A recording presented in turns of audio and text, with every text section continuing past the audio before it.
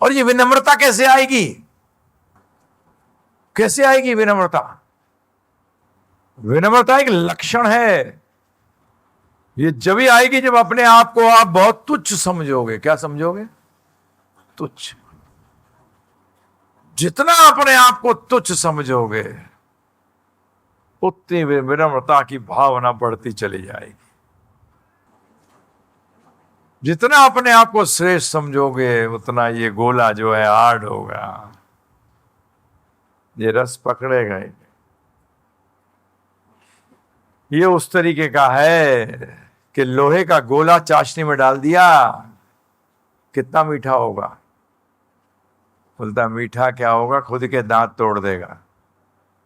इसलिए यदि आप जब तक सही गुल्ले नहीं हो, रस लेने के चक्कर में मत रहना।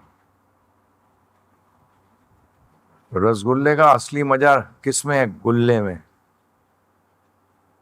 तो पहले वो बनो तो रस तो अपने आप चूस लोगे, रस तो अपने आप चूस लो। तो ये विनम्रता जब भी कभी दिमाग में ऐसे आए कि मैं इससे श्रेष्ठ हूं, एकदम मन को चपाड़ मार देना, और मूड करे ना तो चप्पल लेके बाहर से एक ठोक देना सर पे। क्या बकवास कर रहा है? एकदम बुद्धि के कंट्रोल में लाओ उसको। और बुद्धि तो ये कहती है कि मैं तो क्या हूं? अंश हूं, अणु हूं, मैं तो दास हूं, कृष्ण भगवान के दासों का दास हूं। इमीडिएटली अपने को याद कराओ। जैसी भोग की प्रवृत्ति आए सोचो, विचार करो कि मैं स्वामी हूं क्या? क्योंकि सिर्फ स्वामी का अधिकार है भोगने का। स्वामी तो एक है, भगवान श्री कृष्ण, और कोई स्वामी नहीं है। तो मेरे अंदर ये डिसऑनेस्टी का, ये चोरी का स्वभाव कैसे आ गया? आपको हर समय, सिंपल चीज बता रहा हूं मैं आपको, हर समय आपको जागरूक रहना पड़ेगा इसके बारे में। आपको मन की हर गतिविधि पे नजर रखनी पड़ेगी। क्यों? क्योंकि भगवान ने क्या कहा है कि मन सबसे बड़ा दुश्मन है। अगर आपको पता लग गया है कि ये व्यक्ति गोली मारने आया है, तो वो जहां जाएगा आप क्या करोगे? आप उसका स्पेशल ध्यान रखोगे, और अपना भी नहीं। एक सेकंड के लिए भी नहीं चूकोगे। सही है गलत है? और यहां तो बताऊं क्या है, यहां हमारे साथ क्या हो रहा है? एक भीड़ में चले गए और आपको एक व्यक्ति ने कह दिया 100% तू ये मारने वाला घूम रहा है इस भीड़ में, तो क्या करोगे बताओ? हर व्यक्ति को देखोगे, ठोक तो नहीं देगा ये? इसी तरह से मन की हर बात को कभी मत समझ लेना ये तो भक्ति है। उसको ठोक बजवाना किससे? जिसने आपको, आदमी ने कहा ना कि इसमें घूम रहा है मारने वाला, ये तो नहीं है। ये कौन है वो आदमी? गुरु। कौन है वो? गुरु है। ये लोग कौन है? मन के अनंत विचार हैं। कौन है ये? अनंत विचार हैं ये लोग जो घूम रहे हैं। एक को भी चांस मिल गया मार देगा। 10 को मारने की जरूरत नहीं है, एक को भी चांस मिल गया ना प्रभु जी, वो आपको मार देगा।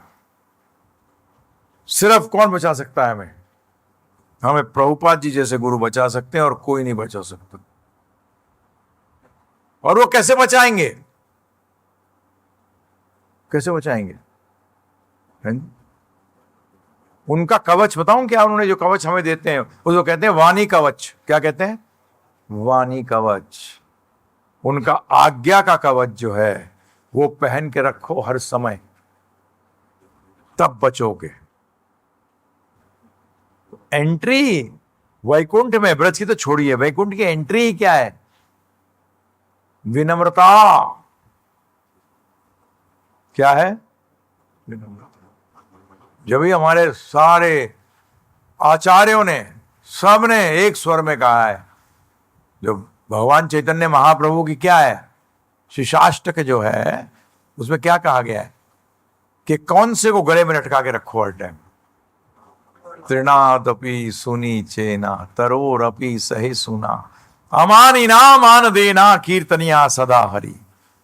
और ये सबसे बड़ी प्रॉब्लम स्त्री स्वभाव में है। किस स्वभाव में? माताओं के स्वभाव में ये सबसे बड़ी प्रॉब्लम है, क्योंकि विनम्रता का ऑपोजिट है ईर्ष्या। क्या? तो जो पुरुष भी ईर्ष्या कर रहा है वो स्त्री है। क्या है वो? कपड़े प्रेस करने वाली नहीं, उसका भी स्वभाव वही है। ये गाड़ी उड़ने के लिए नहीं बनाई गई, रोड पे के लिए बनाई गई। इसी तरह से शरीर जो है ना, स्त्री पुरुष का शरीर, ये कुछ इनहेरिटेंट प्रॉपर्टीज के साथ आता है। किसके साथ? क्या कहूंगा हिंदी में? स्वाभाविक स्वभाव होता है एक। वो साइकिल को आप किसी गाड़ी के साथ रोक लगा लो, और जैसी गाड़ी 60-70 की स्पीड क्रॉस करेगी, क्या होगा बताओ? क्या होगा? सारे पहिए इधर उधर, पैडल की चेन तुम्हारे गले में, तुम रोड पे। तुम्हें बता रहा हूं मैं, माताओं को बता रहा हूं, माताओं को भगवत ध्यान लाना बहुत मुश्किल है सिर्फ इसी कारण, और बहुत आसान है, क्योंकि राग करना उनको आता है, परंतु फालतू में कहीं भी राग करती हैं।